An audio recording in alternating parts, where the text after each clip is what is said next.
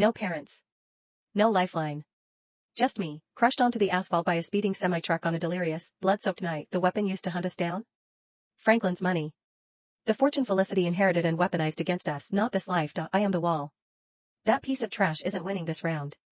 Mom, do you believe in dreams? I poured it all out. Every gritty detail of the hellscape we lived through in the future. Simone stared at her hands, whispering, I wouldn't degrade myself like that, Fallon. I would never leave you alone. I know, Mom. But desperation changes your chemistry. When you're drowning, you don't check if the life raft is clean. You grab it. Even if it's covered in shit, you hold your nose and you grip it. Franklin had been counting on her depression. He knew the affair had shattered her. He used that. He feigned remorse to keep her docile, all while quietly transferring assets, locking her out of the company. My story was crazy. A nightmare. But Simone trusts my instincts more than her own reality. Even if she thought I was hallucinating, she checked it out. She went back to the office. When they came home that evening, the air was toxic. Franklin's jaw was set so tight I thought his teeth would crack. He looked like a man whose plan just hit a brick wall. I skipped up to him, wide-eyed. Dad, are you, community goods? His chest heaved. He literally couldn't breathe.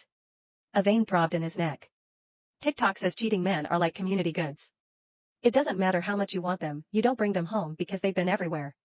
Simone clamped a hand over my mouth instantly. Fallon. Get off the internet. Stop saying such filth. I nodded, blinking innocently. She let go. I didn't stop. So, are you guys getting divorced? Simone smiled. It didn't reach her eyes. It was a shark smile. Of course not. I've forgiven your father. We are going to be a happy, intact family of 3. Franklin's face cycled through shades of purple and gray. He sputtered a few reprimands at me, unable to form a coherent argument, then skipped dinner and slammed his bedroom door. The ping was soft, but in the silence of the house, it sounded like a gunshot. Simone was in the shower. I swiped her phone open. Muscle memory. Felicity, she was spiraling. Taunting Simone. The screen filled with photos. Her and Franklin. Skin on skin. Sweaty. Intimate. Felicity, just let him go. You're a barren hen. You can't satisfy him like I can. Felicity, we are soulmates. He only married you because your father held a gun to his head. We are the real family. You're just in the way. I didn't delete them. I typed back. Me, as Simone, I don't believe it. Looks like AI-generated trash. Franklin has a massive mole on his left ass cheek. I don't see it in these pics. The response was immediate. A video file. She took the bait. Hook, line, and sinker. It was a 360-degree, high-definition pan of the action. And there it was. The mole on the left glut. Undeniable proof. I almost threw up. I fought back the bile rising in my throat. Right-click. Save.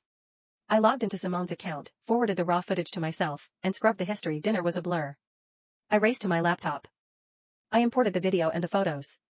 I wasn't an amateur. I pixelated the explicit parts, just enough to bypass the immediate ban filters but leaving nothing to the imagination regarding who it was. Then, I hit post on my social feed, tagging every mutual friend, family member, and business associate. Franklin had caption, Auntie Felicity says she has better technique and mom is too boring in bed.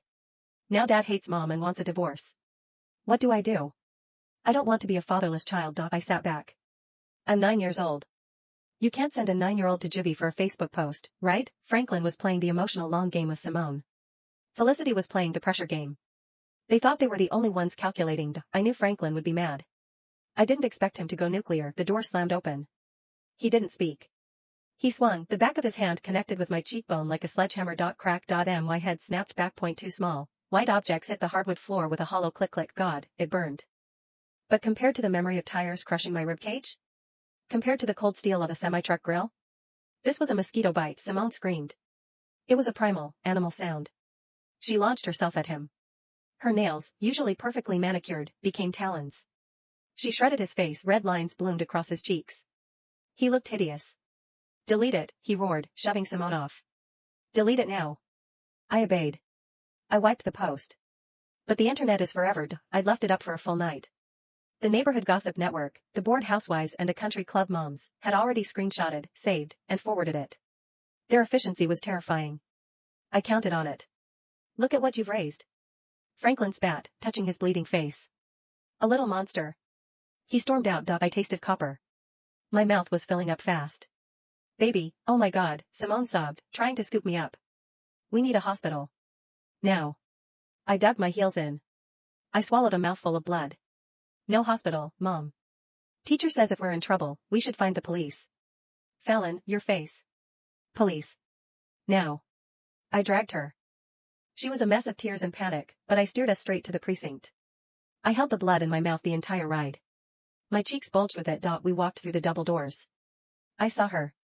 Officer Bennett. I marched up to the desk, opened my mouth, and let it go. A mixture of saliva and bright red blood splattered onto the linoleum floor. Splat. I opened my hand. I had been clutching them the entire ride. Two small, bloody teeth lay in my palm. My hand trembled, not from fear, but from the adrenaline of the performance. I held them out to Officer Bennett. Officer? I want to report a crime. Franklin had lived a charmed life. Money, status, reputation. He had never seen the inside of an interrogation room. Especially not for beating his 9-year-old daughter. For a man who prided himself on control, the humiliation was suffocating. He sat there, his face a map of Simone's rage and his own shame, shifting colors under the fluorescent buzz. My face was no better. It had swollen up like leavened dough. One eye was practically shut. Officer Bennett looked from me to Franklin. Her expression was stone. The injuries meet the criteria for domestic battery and child endangerment, she said, her voice clipped. If you press charges, Mrs. Yuan, we can hold him. 5 days detention, minimum, pending a hearing.